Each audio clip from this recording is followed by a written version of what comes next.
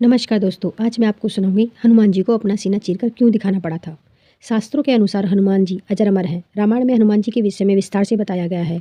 वह छंद सभी को याद है, जब श्री राम भक्त हनुमान ने अपना सीना चीरकर यह सिद्ध कर दिया था कि रामचंद्र जी का उनसे बड़ा भक्त कोई नहीं है। आइए जानते हैं कि हनुमान जी ने अपना सीना चीरने की आवश्यकता क्यों पड़ी। माता सीता ने हनुमान को दिया बहुमूल्य उपहार। जब 14 वर्षों के वनवास के बाद अयोध्या वापस लौटने पर भगवान राम का राज्याभिषेक हो रहा था तो उसके बाद दरबार में उपस्थित सभी लोगों को उपहार दिए गए। इसी दौरान माता सीता ने रत्न जड़ित एक बहुमूल्य माला हनुमान जी को भेंट की। हनुमान जी ने खुशी खुशी वह माला ले ली, लेकिन थोड़ी दूरी जाकर वह अपने दांतों से माला को तोड़ते हुए बड़ी गौर से देखने लगे। उसके बाद उदास होकर एक एक कर उन्होंने सारे मोती तोड़कर फेंक दिए। यह सब देखकर दरबार में उपस्थित सभी लोग आश्चर्यचकित रह गए।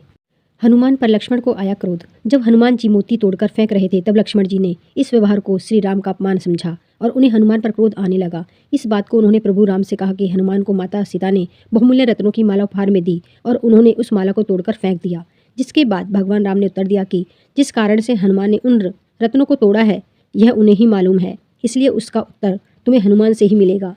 बिना राम नाम के सभी चीज़ें अमूल्य है। इसके उत्तर में हनुमान जी ने कहा कि मेरे लिए हर वस्तु बेकार है जिसमें राम का नाम ना हो। मैंने यह हार अमूल्य समझ कर लिया था, लेकिन जब मैंने इसे देखा तो पाया कि इसमें कहीं भी राम का नाम नहीं है।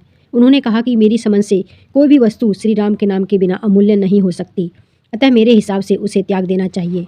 देखकर सभी रह गए दंग। यह बात सुनकर भ्राता लक्ष्मण बोले कि आपके शरीर पर भी तो राम का नाम नहीं है, तो इस शरीर को क्यों रखा है? इस शरीर को भी त्याग दो। लक्ष्मण की बात सुनकर हनुमान जी ने अपना वक्षस्थल नाखूने से चीरकर उसे लक्ष्मण सहित दरबार में उपस्थित सभी लोगों को दिखाया, जिसमें श्री राम और माता सीता की सुंदर छवि दिखाई दे रही थी।